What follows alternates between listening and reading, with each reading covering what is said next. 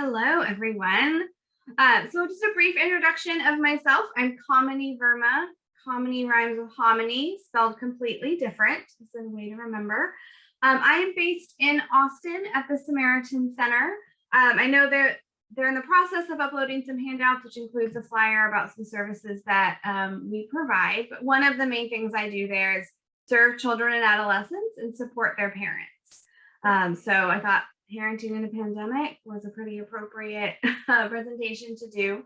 My background is in working with trauma and attachment, children in foster care, children on the spectrum, ADHD and anxiety, but mostly trauma.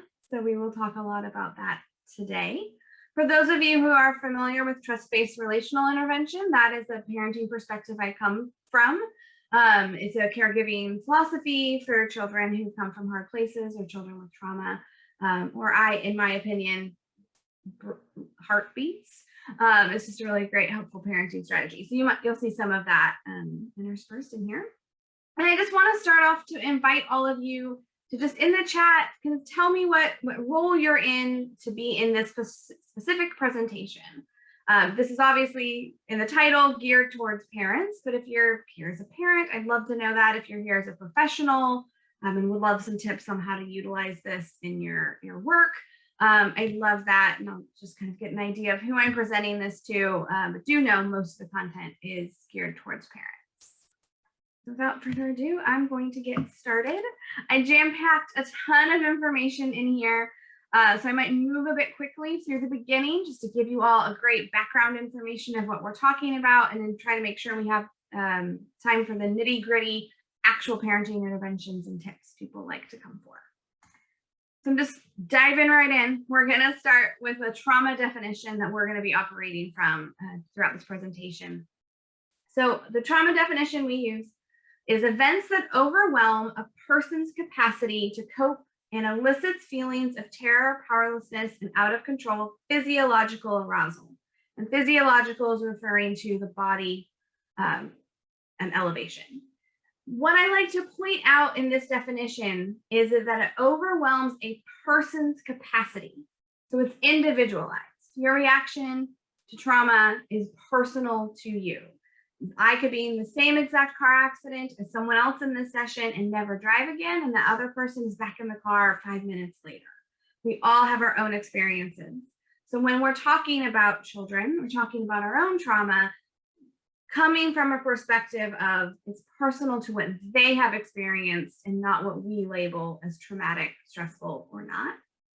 Also, just to throw in some science, some statistics, there was a 2019 study from the CDC that estimated 60% of American adults had at least one adverse childhood experience, and a fourth had 3 or more adverse childhood experiences, and that is still believed to be an underestimate.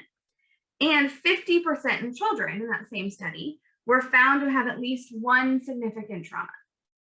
So again, if we're coming from a personalized perspective of what a child has experienced, we might not have labeled this child has come through, or we ourselves have come through a trauma, but they might be reporting that differently. So some other things to consider when we talk about trauma are people's different responses could depend on their age and developmental stage, the child's perception of the danger that was faced. Were they hurt themselves? Were they a witness? Did they hear about it? Do they have past experience with trauma? And we're kind of adding on to the systemic trauma that's happening. If it is a person-on-person traumatic experience, what was their relationship to the people who were hurt or victimized or perpetuating it? And then the adversities after the trauma. Was there support from adults? Was there therapy? What was available to them? All impacts their mental health. The other thing to know that impacts this is just personalities. We all have our own internal biological system, our own wiring and hormones that might make us more of an anxious personality or more of a resilient one. It really depends, again, that personal experience that we have. Just keeping those in mind.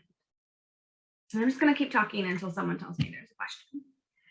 I'm a social worker at heart. That is my training in education. So I always have to talk about culture when I do presentations. Remembering that culture is also impacts in trauma, and not just talking about culture as in race, ethnicity, what country you're from, a background, but talking about what is your family message about trauma? What is your family culture about how you talk about stress?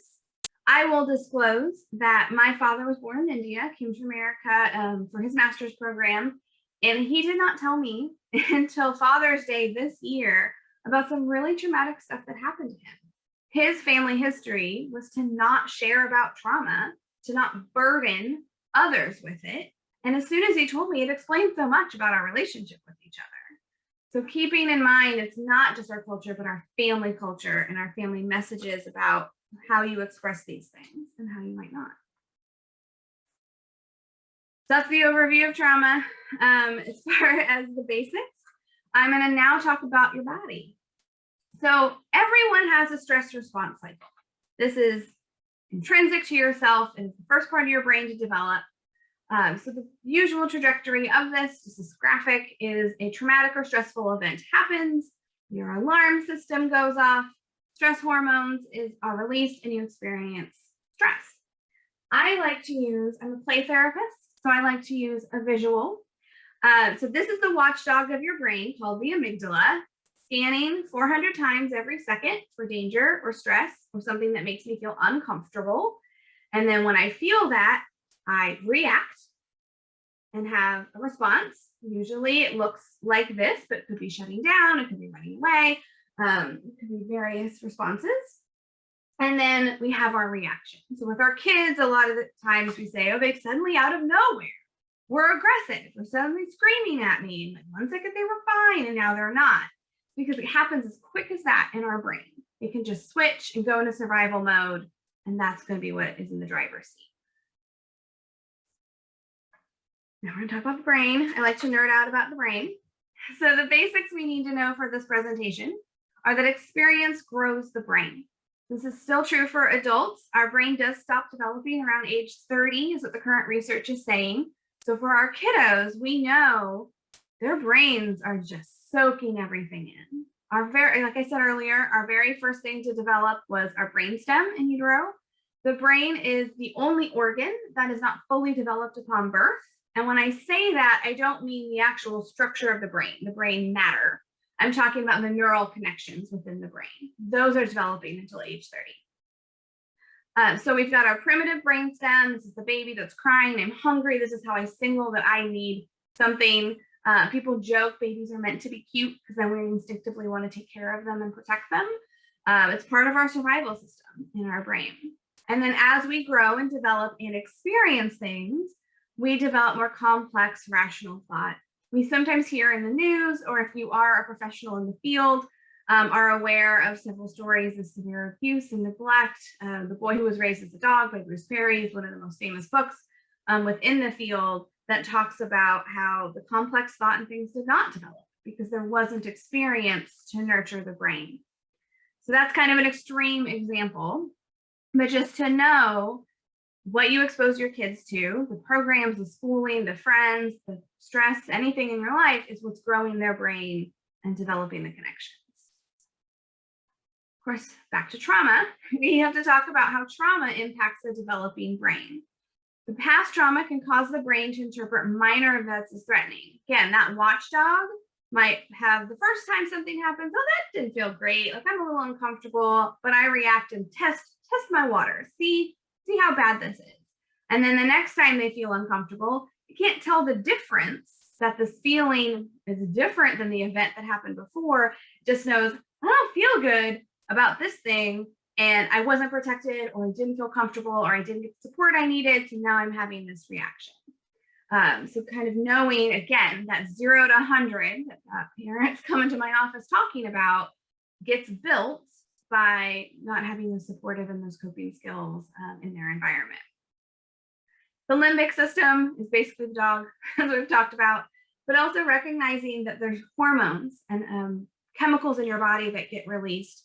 Cortisol, which is the stress hormone, and adrenaline are released, and then your heart rate and respiration, there's a body reaction that happens to create this fight, flight, or freeze response.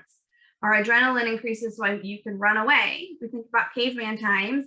You walk out of the cave and there's a saber-toothed tiger there. You want your adrenaline to come because you're either fighting that saber-toothed tiger or you're running away and protecting your family. So you need your body to react. Our bodies still operate on that biological level, even though we now don't fight saber-toothed tigers. So our bodies are reacting to the same level of threat that does not exist anymore. And so if you think about that again with children who have completely different things that trigger them and live in environments maybe where they can't express that energy in a healthy way, you get the tantrum, you get the screaming and yelling, you get the aggressive behavior.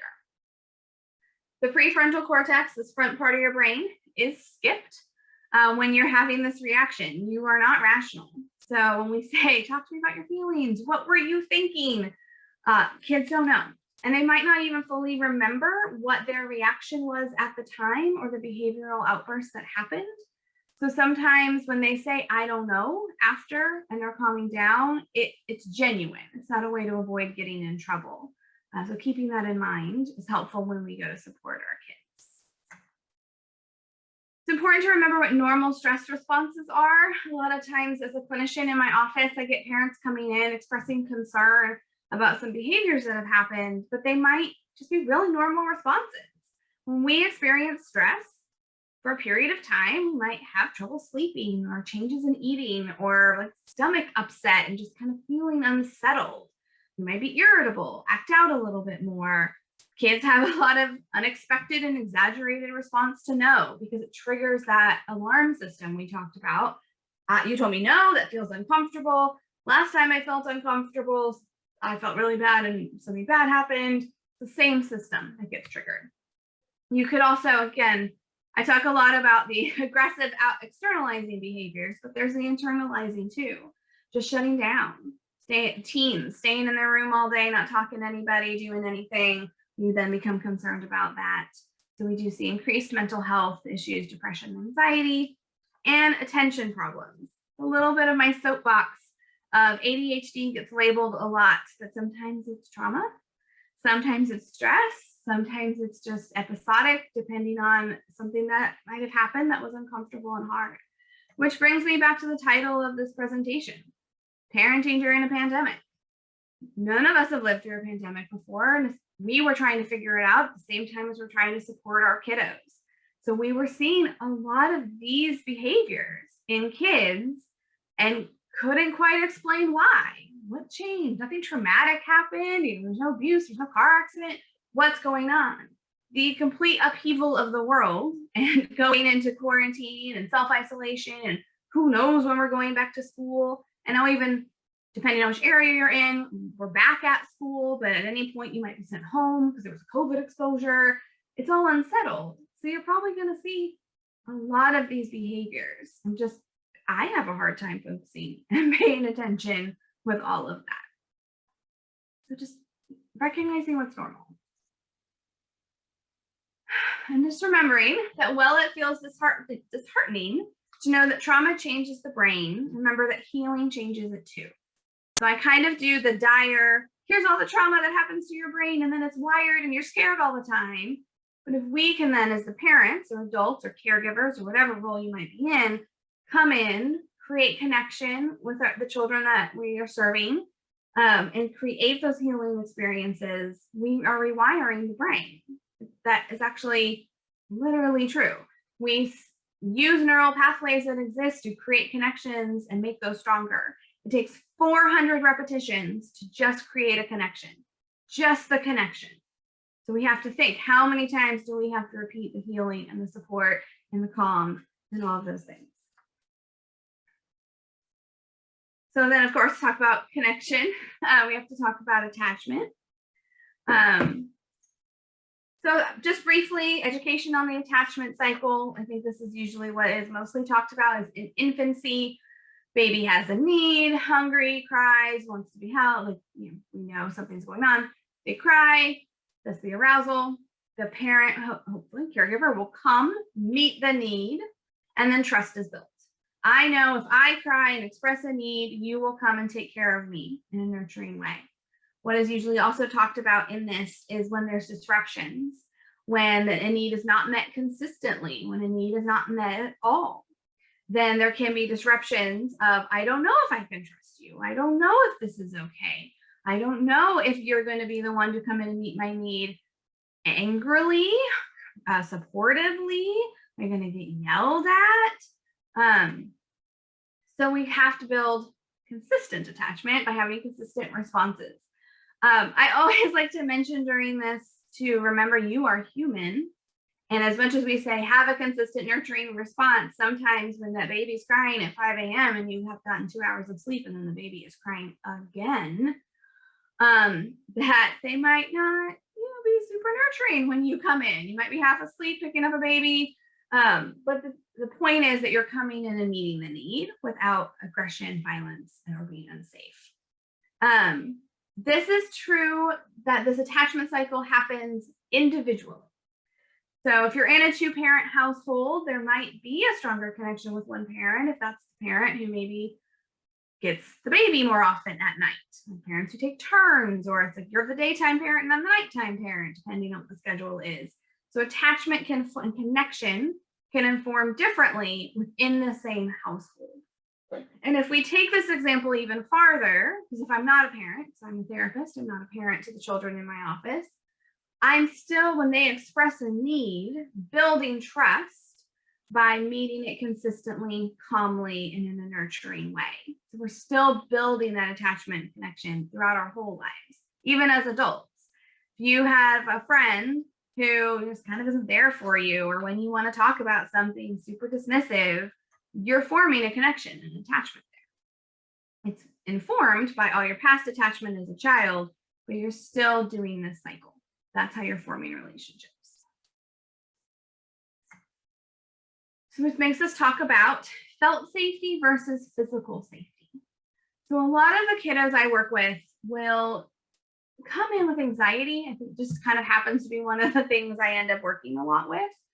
Are kids who come in who they're scared there's robbers outside. And parents come and tell me, there's no robbers, we're in a safe neighborhood, the doors are locked, the windows are locked, there's an alarm system sometimes, but the kid still does not feel safe.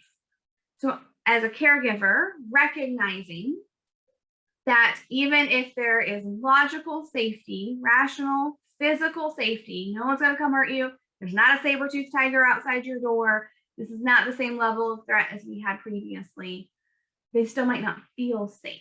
And we need to create that safety for the children that we're serving. So here's some tips. Be predictable. Let children and families know what's going to happen next with as much predictability as possible. Visual schedules are talked about all of the time. Having routine. We get up, this is what we do every morning, this is how we get ready for school. You're at school at the same time every day. We come home and this is the routine. This is how we eat meals. This is what happens. Just creating as much of that safety message within routine as possible. Giving children control. Now, I'm not talking about total control, let them do whatever they want, but over some age appropriate or developmentally appropriate aspects of their lives.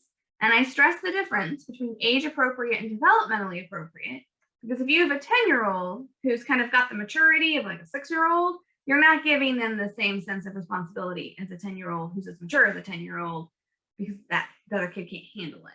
So knowing your kid and what they can handle. So it's especially important during the pandemic is helping children maintain connections. If they were on a sports team or they saw their friends at school, that all of a sudden they were cut off, or even we were as adults, suddenly couldn't see my friends anymore, or they were in an at-risk job and I was not able to see them in person for a while until situations changed. So how do we maintain those connections? As adults, I pick up my phone and I call someone, I FaceTime. But if we're not having resources like that for our children, what can we do to make sure they're staying connected with their friends? And I would say this is even true not during a pandemic. I've noticed a trend in a lot of the families I work with that they don't play with kids outside of school anymore. That's their social time. So finding a way, are we on a sports team? Do we have that friend we really hit it off with from Boy Scouts over or whatever we're involved in, just helping maintain connections. Manage emotional hotspots. I just listed a few. This could be very individual to your child, but food and meal times, sleep and bedtimes, and physical boundaries. Those kids who just kind of stand a little close to you, or you're talking to someone and they're like crawling into your lap, trying to get in your line of sight because they just need your attention. So knowing your kid and what they might need to offer support and extra support during that time. So still talking about connection here. I just really like this graphic, so I wanted to include it. When we're promoting safety, pretty much everything I talked about was about connection. I think I said maintaining connections 10 times. As I mentioned earlier, I used the Connected Families from Trust-Based Relational Intervention. This is literally an excerpt from the book about the connected child. It's on page 136 in the edition that I quoted this from. That are kind of your house rules. This is what you want to do, if possible, as a parent within your household. And what I really like about TBRI, Trust-Based Relational Intervention, is it creates an environment where parents can say yes whenever they can, and they share power with children, but it's not an indulgent, kids just get to do whatever they want, talk back, be aggressive. It does teach parents to be kind, fair, consistent, calm, and in control, so that we can have these playful and fun moments together and respond to misbehavior immediately, which I will be giving tips throughout this presentation that do harken back to this intervention. One of the big things, I'm a play therapist, one of the big things in trust-based, it's in the title, relational intervention, is that we're nurturing. We are not just disciplinarian, not just creating rules and boundaries and structure. We are balancing that with connection, with meeting a kid's need, offering validation, helping them feel valued. An example is you don't want to discipline at a time when a child is maybe genuinely acting out a primal response. Again, this is a little bit of a severe example, but if a child sneaks food into their room and hides it, instead of saying, what were you thinking? Why do you have food in your room? You're going to attract ants and there's going to be bugs. It's terrible. Maybe we could say, maybe you don't know this, but food will attract ants into your room. It needs to be in the kitchen. Let's compromise and find snacks that can be left in your room that won't attract bugs, that aren't open, that won't rot, because maybe the child is experiencing some sort of food insecurity. Or there's something going on with eating that needs to be explored more. Instead of flying off the handle and having that reaction, how can we come into that situation and connect and nurture? The goal is always connection. When we connect, we disarm our child's fear response.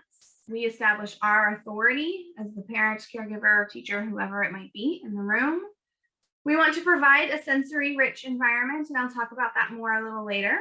But when we are connected, we can teach appropriate social skills, help calm that brain down, create those neural pathways.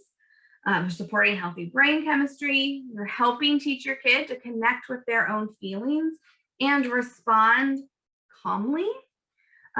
You fly off the handle, what do you think your kid's going to do? Fly off the handle. And then you also just form connection, an emotional bond.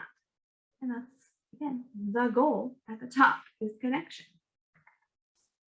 If you had a chance to already look at the handouts, or if you haven't, I think include like a 5-page handout on special playtime. This is one of the most commonly talked about, but not the only option of how to form connection with your child. It is a chance for you just to focus on a nurturing relationship. It's dedicated time that is meant to actively listen and praise and engage and play with your kid. And the more you practice it, the easier it is to do every day. So there is a handout. You can also Google special playtime. There's stuff on it on the CDC. There's a ton of websites that spell out how to do it. But my recommendation is if you don't already have some sort of connecting time you do with your kids, you start with 5 minutes a day. And I know sometimes it sounds like a lot, but I don't, 5 minutes in the day, even to myself. How can I now incorporate 5 minutes in the day to play with my kid? But 5 minutes a day can go by really fast and create an amazing root of connection to help support your kid and help develop their brain and nip misbehavior in the bud. Be consistent. This means if you're going to do it, it happens every time. We aren't just, oh, I'm tired today, I don't want to do it. Lay all chores and paperwork aside. Your full and undivided attention is on your child. We're not sitting there on our phone like, oh yeah, blah, blah.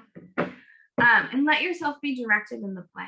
So a common setup, if you do Google it and see any videos, a lot of the videos are done with younger children. It's got toys set up on a blanket that's in the middle of the living room, and you come and the kid gets to pick what you do. Obviously with older kids, you're probably not doing that in the same aspect. So my tips for that are no video games. It is not a shopping trip. It could be going out to a meal together, getting ice cream, but it is meant to be connected, not parallel. When you're shopping or doing something, you wander off by yourself, you're kind of doing other things, you're looking at something else, not necessarily the same thing. You're playing video games, you're next to each other and interacting in that way. So something that involves eye contact with each other and connects you. I saw someone thank me for having handouts. You are welcome. So empowerment. So this is what I said I'd get to a little bit later. So empowerment is one of the principles from TBRI. They talk about how we can create an environment for our children that feels empowering and satisfying so that they can form coping skills in their brains and their life. So part of that is hydration. Drink water. There's a lot of research out there about kids being chronically dehydrated. Because I don't like the taste of water, I will admit that. Like I said, I'm in the Austin area, but I'm a little north of Austin where we have really hard water, and tap water tastes disgusting. Just name that. So I have to be really conscious about drinking water, not sparkling water, not flavored water, not water with sugar in it, but just actual water, because that is what's going to hydrate us the most. And we got to do that with our kids too. Schools have gotten a lot better about letting kids bring water bottles, which has been very encouraging to see. I know there was some limitations, wearing masks at school and that whole thing that happened for a period of time, or the kid who brings the water bottle but never actually drinks out of it. So working with your kid, finding that system to keep them hydrated. Again, not juice, actual water. We want to have nutrient-rich foods and protocols. If at all possible, we want to have food every 2 hours. And not just, oh, here's a bag of chips, but a protein snack, something that is nutritious and nurturing to the body. This is hard to do at school because there's so many rules about food in the classroom or foods at different times. You might get breakfast at school like 7:30 a.m. and then your lunch is like at 10:30, and then you don't eat dinner until you're home at 6. So we do the best we can. I have worked with some programs where like I've gotten a 504 to include snack time for a kid because they got hangry. I know hangry is not a diagnosable thing, but I do 100% believe it is a real thing. I get hangry. If I don't have my lunch, it's an issue for me during the day. So building that in, knowing your kid. There's sometimes I'll have kids who have afternoon sessions. Parents are rushing and the kid is so dysregulated in session, and I'll say, just give them a snack, like a granola bar, maybe a fruit, something protein before a session, and it was night and day how the regulation changed in session. We also want to do a sensory activity every 2 hours. And for this, I don't mean a sensory activity in the sense of running around and being active all the time. You want to balance that with the sensory activity of sitting and playing with slime, or doing some art, or some other fine motor skills, or gross motor skills. You want to balance it. Again, difficult to do at school. That's not how the day is structured when you're trying to share a playground, depending on the age, or as soon as you get to middle school, you don't even have rec time other than the sport or PE. And I have more and more kids telling me that their PE isn't actually even PE. They sit on the bleachers and talk to their friends. So building that in for your kid, especially your kid who moves around a lot, who fidgets, that needs to expel that energy. And again, talking about that brain, we have a body reaction with adrenaline. We need to get that out when we are stressed. So on days we have star tests, they should really be doing some movement as soon as they can after they sit for 4 hours doing the STAR test. Just my soapbox for a minute. I also feel like I have to talk about screen time, because this is one of kids' favorite pastimes now, right?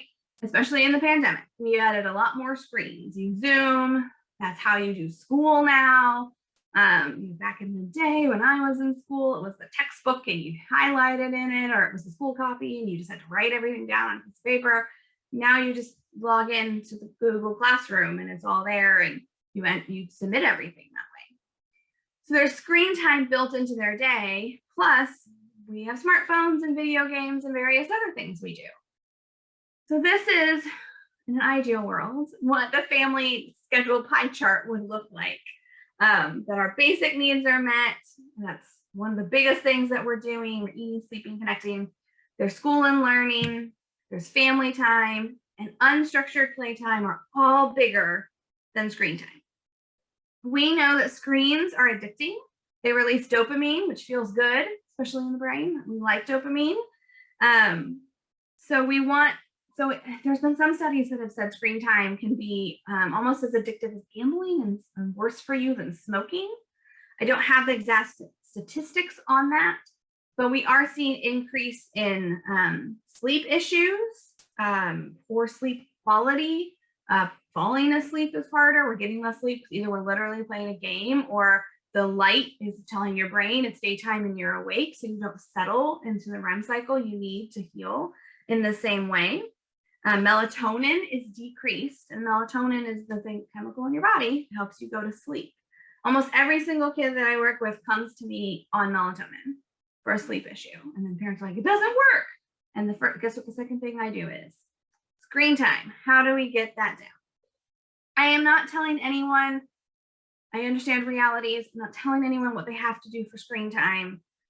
You can find what the CDC recommends and what the American Association of Pediatrics and all of that. They all have recommendations based on kids' age and how much screen time they should have. And that includes all screen time, video games, TV, school, playing a game on a phone, all of that is included. If you decide to change screen time, just wanted to include some tips on that, of how to communicate that with your child. Let them know clearly how much time they have each day. If you are changing it to a decreased time from what they currently have a family meeting about it, have a family discussion about this is how it's going to be, this is why, expect resistance and know that it's going to be an issue for them and some fighting is going to happen, but be firm and structured that this is for the good of their brain. Give them options of how, if you're going to say you get an hour a day, how do you want to use that? And balance that with not having it too close to bedtime, because again, it messes with your sleep cycle.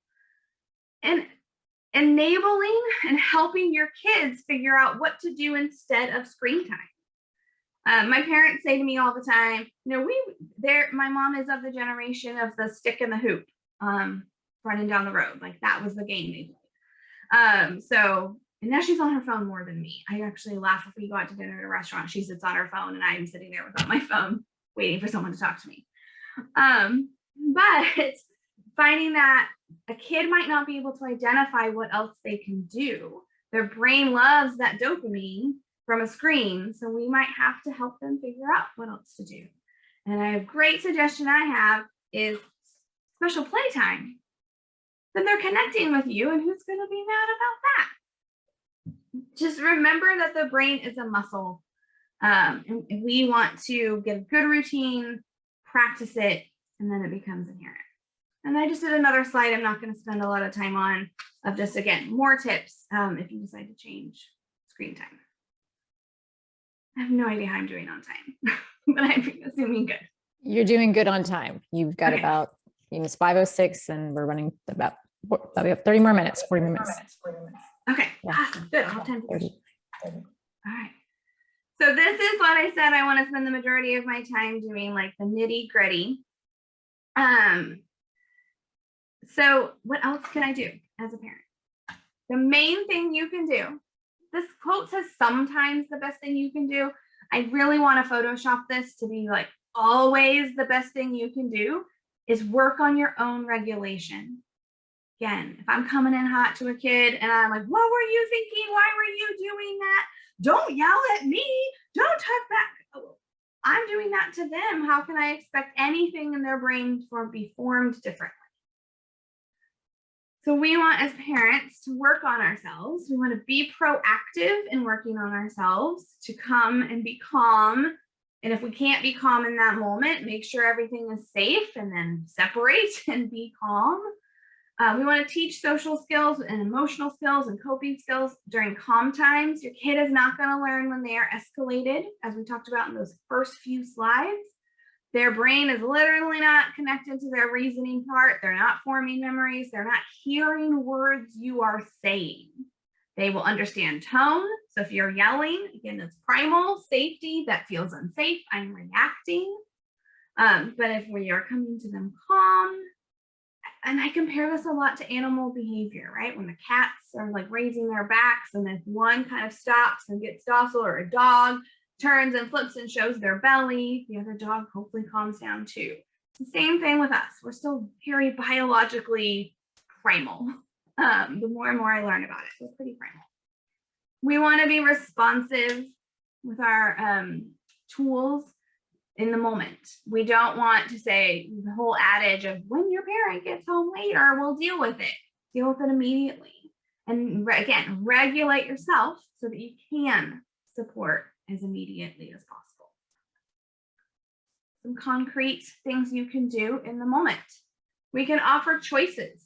So again, harkening back to how do we create safety in a home? We offer appropriate amounts of control to our children. We, and again, not like you get to decide where the entire family goes on vacation. It's maybe you get to decide which vegetable you have for dinner. So an example might be, would you like to have carrots or green beans as your dinner vegetable? Inherent in that question is you are having a vegetable for dinner, but I'm giving you choice and power to decide which vegetable you have. As an adult giving the choices, you don't want to give a right or wrong choice. You don't want to offer a choice that is not actually a choice. Like, do you want to go to Disney World tomorrow, or do you want to go to sleep? Well, you're not probably jumping on a plane and going to Disney World tomorrow. So we're not going to offer that. The same thing is with consequences. I hear this a lot. My brother is a newish parent. I have a 3-year-old niece. I get a lot of if you don't eat your dinner in the next 2 minutes, I'm going to put it away. But they say that on repeat for like 30 minutes. So their kids just learning, it doesn't matter. Like they're not going to actually do this or take this away or anything's going to happen. So we can't offer the consequences or offer choices that are just going to set us up to fail or set us into a power control or power struggle. You want them to put their pajamas on. Would you like to wear your train pajamas, your animal pajamas? You want them to walk upstairs and they're refusing because they don't want to go to bed. Do you want to fly like an airplane up the stairs or hop like a bunny? We're making it playful. We're connecting. We're helping them practice and learn good decision-making skills. And again, being playful, connecting, and regulating ourselves. There's a ton of tips online if you feel like, when I first started doing this, I was like, I can't think of these examples on my own. In the moment when the kid's screaming and yelling and not listening, how am I supposed to think of these things? So my biggest recommendation is if you are working with a kid or you're working with a family that they're coming in and saying, oh, my kid really struggles with these things, you say, write them down. Where are my trouble hot spots? And then brainstorm when it's calm and you're alone and rational, what can I offer during those moments? And that will help you be prepared when the hot spots happen. Once you've kind of mastered choices, or if your kid's a little older, you can then offer compromises. I consider this to be an earned skill. So you don't want to offer compromises to the kid who always says no to every choice that you give, because then you're not establishing that parental authority. But if we've kind of got choices down, they're being more compliant, then we're going to allow them to offer a choice. And I coach the families I work in to make it actually be a script that the kid has to use the words, may I have a compromise? And gives you the opportunity as the parent to either say yes or no. Like that's not a choice right now to give a compromise. Or you can say yes. What is your suggestion? And then you help build the social skill of appropriate compromises. Again, if we're trying to say, I want you to eat a vegetable with dinner, your choices are carrots or green beans, and your kid says, may I have a compromise? You say yes, and kid says, can I have brownies? No, that's not a reasonable alternative for a compromise. But if they say, can I have Brussels sprouts? Oh, any kid that will say that, but who knows? Well, yeah, sure, you can have Brussels sprouts. You're still getting the vegetable. And it keeps your behavior moving along smoothly. It helps the child build that trust, that sense of safety we've talked about, that they're going to be heard and their needs are going to be met when possible. Again, if my choice is to stay up 2 hours past my bedtime and not go up the stairs, that's not a choice right now. It's my job as your parent to keep you safe and make sure you get enough sleep. This is what's going to happen. Do you want to walk up the stairs or do you want to fly like a bird? Kind of setting that structure while still being playful. As often as possible, redirect without breaking stride. Can you try that again? Are you asking or telling is one of my favorite ones. And they're like, give me some water. Oh, are you asking or telling me? And building that social script of, okay, you're demanding and that's rude. This is when I say, are you asking or telling? How do I need you to ask me? Or there's the stereotypical dad joke. Hey, I'm thirsty. Oh, hi, thirsty. I'm Comedy. Nice to meet you. Without fail, I've had kids roll their eyes at me and act like they're super annoyed, but no one's gotten mad and flown off the handle at me yet when I've done anything like this. It just helps disarm that fear response if we're playful and calm and regulated. We're using a playful voice, has that little lilt to it, that laugh in the tone that just isn't threatening. And if we use that consistently, we're strengthening our relationship, and caregivers are able to establish that structure to have misbehavior reduce. I've talked a lot about structure today, but I had to do a whole slide on it because it's so important to be structured. Again, when if anyone here has done any other parenting interventions, there's usually attachment-based ones that are perceived to be rather indulgent. I don't think they always are, but sometimes they can be. And so what I really like about the parenting intervention that I teach is it's structured. We can pause a situation and use a regulated voice. There are ways to have natural consequences to behaviors. If you use all of the screen time I've allotted you for a week in one day, you don't have screen time for the rest of the week. That's not a punishment, that's the choice you made. But we're offering those choices in concrete ways. We're offering behavioral redos after the episode happens. Let's just say we're doing, do you want green beans or carrots with dinner? No, can I have a compromise? Yes, what do you want? Well, I want brownies for dinner. That's not a choice. And then all of a sudden there's the tantrum, I'm screaming, well, I'm not going to eat dinner. When they are calm and you are calm, having a redo. It might be 10 o'clock at night. Who knows how long it takes them to calm down, but you're going to go sit at the table with the kid.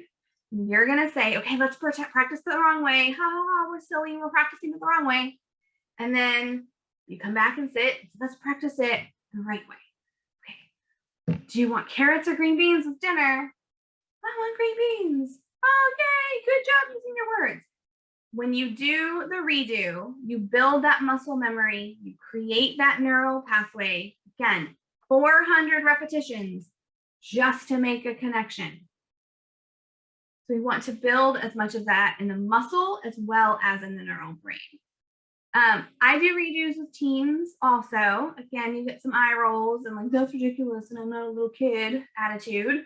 But their brains are still developing. So it's still important to do that with them. You just might not be as playful as you would with a younger kid. You would maybe do it in a different way. Daily rituals and schedules helps you be structured. People know what to expect. If you can, engage your kid in creating the schedule and ritual. This is especially important, and I think one of the biggest tips that's known between children who go between homes.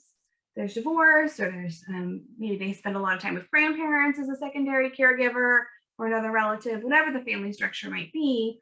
having a visual calendar where they know these are the days with mom, this is however many more days I have before I transition and go to the other parent. And review it. Don't just trust your kid's gonna look at it. If you know there's a change to the schedule or something significant that's going to happen on there, spend the time to say, oh, look, how many more nights until this stuff happens. We do this kind of stuff with some kids. If you celebrate Christmas, a lot of my kids come in to session and they're like, we have a calendar of how many more days till our elf on the shelf arrives. So why can't we do it just in our day-to-day when we go in between homes or when we have a big event coming up that we're anxious about, or might just be dysregulating? I think about that a lot when they're, again, star testing at school or those big testing. That is, yes, you're still going to school, but it's a big shift in what that day normally looks like for kids. So preparing their nervous system for that and helping them know what to expect. And having multiple places in the room, in the bathroom, on the refrigerator, wherever that might be, and an age-appropriate presentation. We're not going to use words on a 5-year-old because they can't read this yet. They might have a general idea of what it says, but we're probably using pictures. I love visual schedules that have pictures and words. One for younger kids, they're learning the word and they're associating it together, so we're stimulating that part of the brain. Also, I don't ever want to assume with my older kids that reading is super easy for them. Like maybe they would prefer the picture of the toothbrush to go brush their teeth. So it's knowing your kid, knowing your audience, and what they need to how you have to present that schedule. And I didn't put it on here, but when there's a shift in schedule, making sure you let them know as soon as possible, right? Like maybe the plan is for after school, you were going to go get ice cream, but now your car battery died and you can't go get ice cream. So being prepared, that might be an emotional hotspot. And if you have any way to inform your kid of that sooner rather than later, great. I'm not saying like text or call your kid at school and break the news to them, because that's probably not a good idea. But if you have any sort of connection, bringing that up as soon as possible. Also, maintaining connection as much as possible. When we do have those emotional hotspots, when we have to break that routine and we have the struggles with the kids, being calm. And when we are regulated, our kid will regulate. So if we use time in instead of time out, we're still fostering that connection. And our kid can literally use our nervous system to regulate. There's these amazing things in your brain called mirror neurons. We are all using them right now. If people are looking at my face and seeing me, you might kind of be feeling the same kind of energy, or there's something connecting and going on, even though we're on a screen. Our brains are talking to each other. This happens with our kids too. They're connecting and reading you. If you're stressed, they're stressed. And they might not understand why, because they don't have the same kind of adult stress. So when we have time in, when we are calm, don't time in with your kid next to you when you're upset and can't regulate. But you can help then validate your child that your feelings are okay. I'm here for you with support and guidance. Let's go somewhere quiet. When you're ready to use your words and be calm, I'm here with you. It's not go to your room, think about what you did, or go to your room and get distracted by all of your toys, and then there's no memory or any connection to the behavioral redo we need to have happen. And it just strengthens your relationship in a really great way. Remembering as a parent that beneath every behavior, there is a feeling. And beneath every feeling, there is a need. And when we meet that need, rather than focus on the behavior, we begin to deal with the cause, not the symptom. Most of the time, when we talk about our kids' behaviors, we're talking about the symptom. Or they hit when they get mad. I don't know what happened. It was fine 1 second, and somebody was yelling at me. Those are all symptoms. So when we can regulate, when we connect, we know our kid, we can get under that behavior that might be triggering to us and say, wow, that really hurts. Or maybe that kid at school, who's usually their best friend, didn't play with them today. And so they're kind of being rude at home, and connect and offer that nurturing to build the feeling awareness and expression. Kids don't just know this inherently. We were not born knowing how to express our feelings, other than I cry when I need something and then someone takes care of me. That's the only thing we know how to do. We have to build the vocabulary, and that comes from you. It comes from their caregiver. So the burden is on you to be aware of what is going on with your child and help them build the vocabulary for that. It's one of the main things I do after we work on sleep and screen time is I get feeling charts out and we're labeling feelings. And I get blank feeling charts out and say, I don't just say this face is angry. I might give some clues, but say, okay, this face here, what feeling do you think that is? So now when you say, oh, that feeling is frustrated. So I know when you say frustrated, this is what it feels like and looks like inside you. Obviously, I'm a helping professional. I do this professionally, but there are feeling charts you can find online. There's Lego faces, there's Pokemon ones. I'm sure there's Minecraft ones. There's got to be, or whatever else kids are into. I know there's Fortnite one, but I refuse to use it. So you can find your kids' language. There's a Paw Patrol one too. I recently saw, but I need to buy it. I like free ones on the internet. So you can help create all of this. And if you have a younger kid or a kid who doesn't have the emotional vocabulary, you can have them like describe what it feels like. What is the color? And sometimes kids are better at the abstract. Like, I just feel really red right now. Like, that's just when I color with the red color, like, that's what it feels like. And we kind of know what that might mean for our kid, or have them draw it. Have just building that expression and that safe space where we use our words or expressive and calm ways to communicate our needs, again, builds the trust, builds the connection, and helps your kid regulate. I don't think I said connection and trust enough times during this presentation. So I hope that point was driven home. That is all as far as material. I do have a resource slide here that talks about the connected child, TBRI, as well as some other resources I used for the screen time, as well as my contact information is available on here. Again, in the handout, in the hub, there is a flyer for Samaritan Center, so you can always reach out to the center as well. We do offer parenting workshops along this line.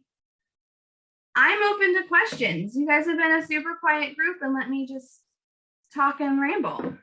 But if I can stop screen sharing so people can see me, I would love to answer questions. Or thoughts, welcome thoughts. I said a lot of things for a long time.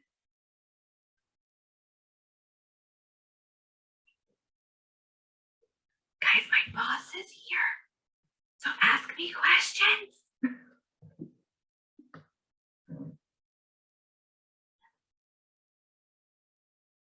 Hello, Tony, are you familiar with TBRI? Great.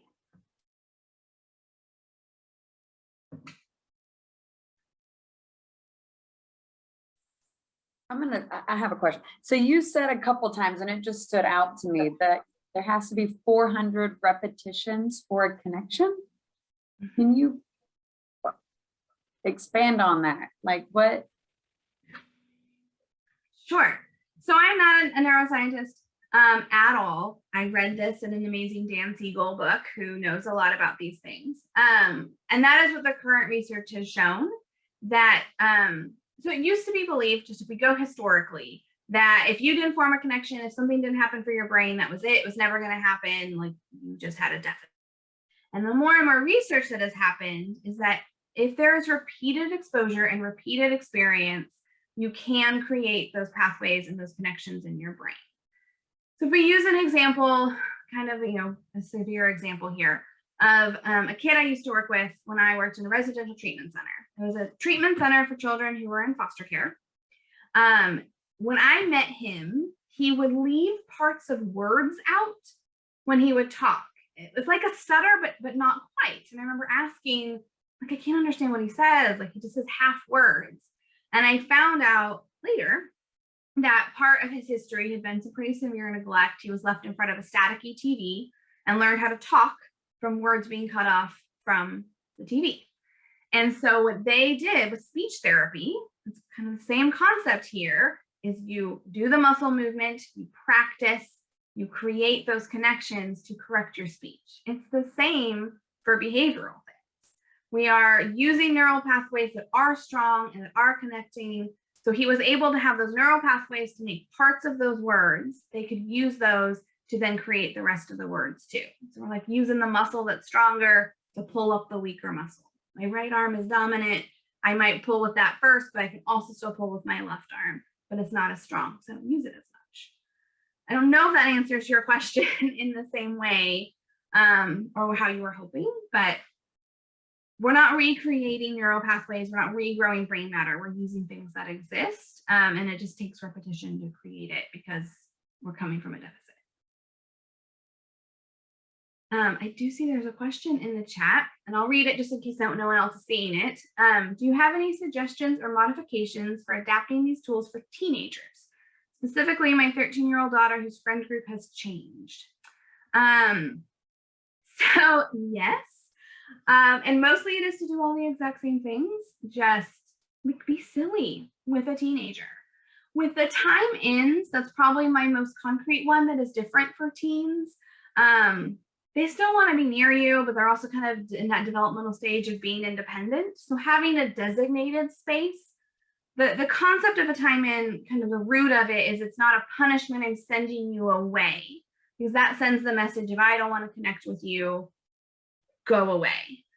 So saying, this is your calm down space. This isn't a punishment space to go to your room. This is the calm down space to be there. That can help with teens a lot.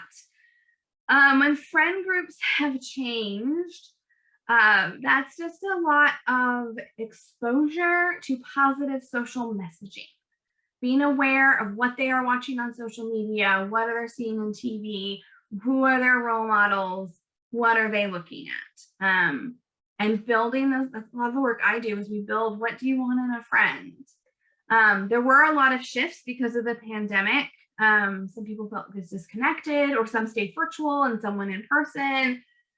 So loyalties changed. They're also 13, and this example was mentioned.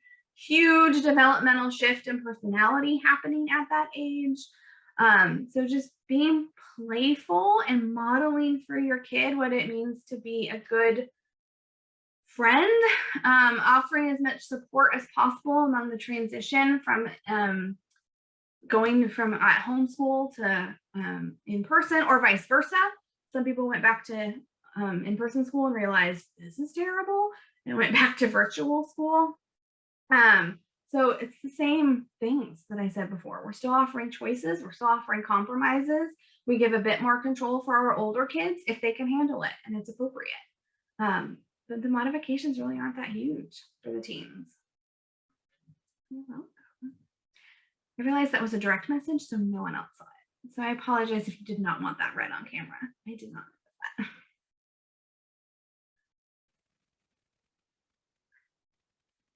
Is there anything else?